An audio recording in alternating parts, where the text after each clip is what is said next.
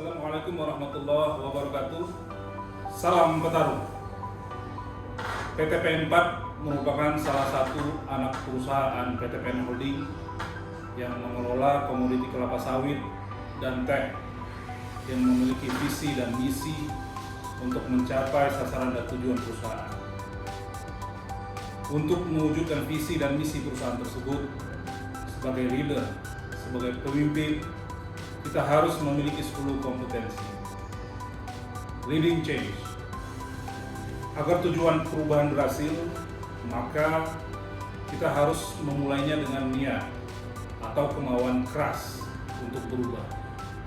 Kemudian kita mampu menyamakan visi untuk berubah, mampu membangun semangat kebersamaan dan kolaborasi antar tim dalam menjawab tantangan-tantangan yang dapat menghambat terjadinya perubahan. Untuk itu sangat dibutuhkan komunikasi yang efektif. Perubahan merupakan niat yang baik. Niat yang baik akan menghasilkan kebaikan. Untuk itu jangan menunda-nunda, kerjakan saat ini juga. Driving innovation. Di era globalisasi saat ini, perkembangan dunia bisnis berjalan dengan sangat pesat. Ini kemudian menimbulkan persaingan cukup ketat di antara para pelaku bisnis yang terlibat.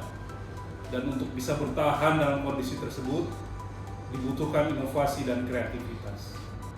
Untuk mewujudkan budaya kreatif dan inovatif, kita harus selalu berpikir ke depan.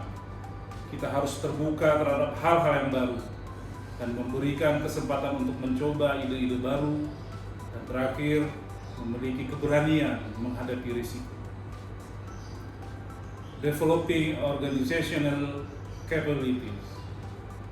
Hal ini sangat penting karena karyawan merupakan aset terpenting bagi perusahaan. Dengan kemampuan ini, kita dapat memaksimalkan value karyawan.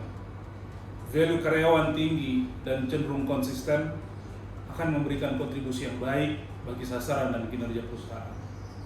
Untuk itu pentingnya bagi kita memotivasi tim kita untuk tidak cepat puas dengan pencapaiannya, sering berlatih dan belajar, tidak kenal lelah dan waktu, serta memberikan dukungan penuh untuk pengembangan talenta perusahaan.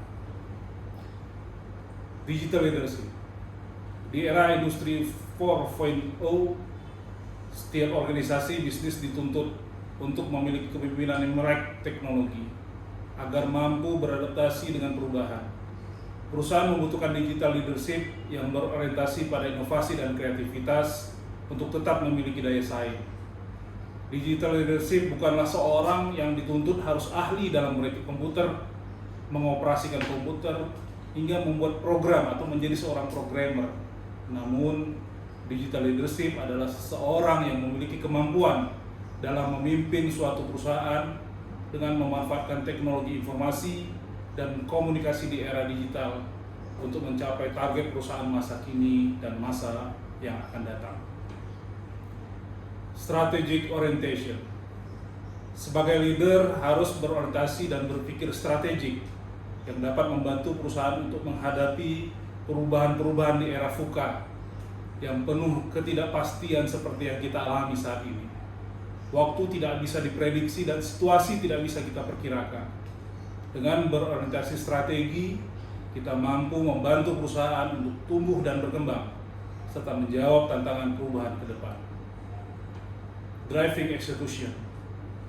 Salah seorang guru manajemen mengatakan bahwa 70% strategi dan rencana itu gagal karena buruknya eksekusi.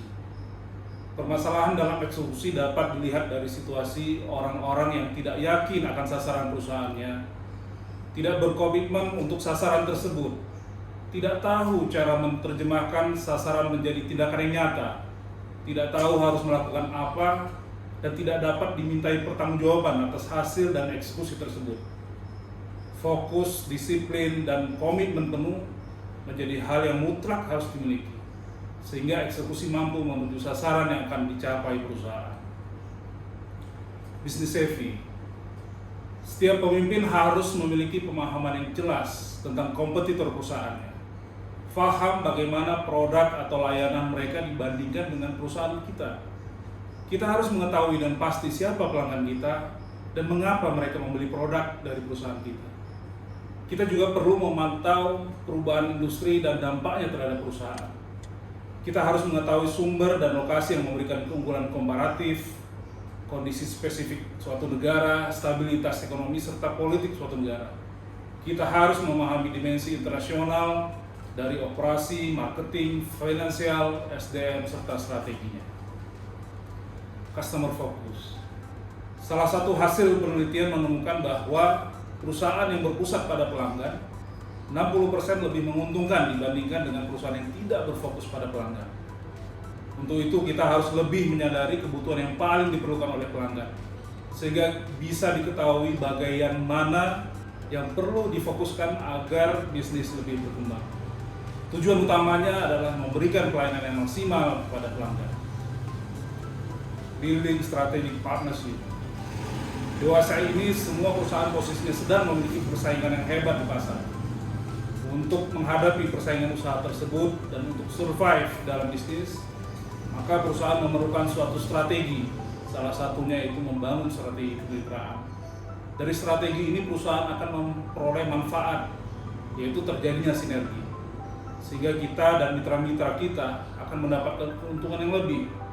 Proses kerja dan hasil yang didapatkan lebih cepat, karena informasi yang memadai, kemudian perusahaan lebih fleksibel.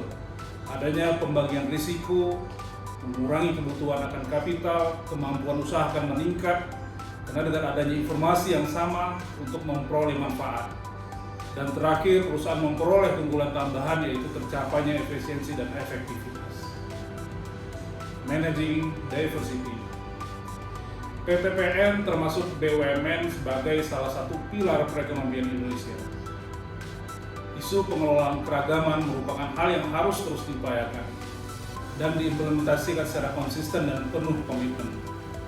Pengelolaan keragaman amat diperlukan perusahaan agar mampu mengelola dan memanfaatkan keragaman para pemangku kepentingan untuk meningkatkan nilai tambah dan daya saing perusahaan. Demikian dan terima kasih. Semoga PTPN Group dan PTPN Part khususnya semakin jaya, berkah, dan juara. Wassalamualaikum warahmatullahi wabarakatuh.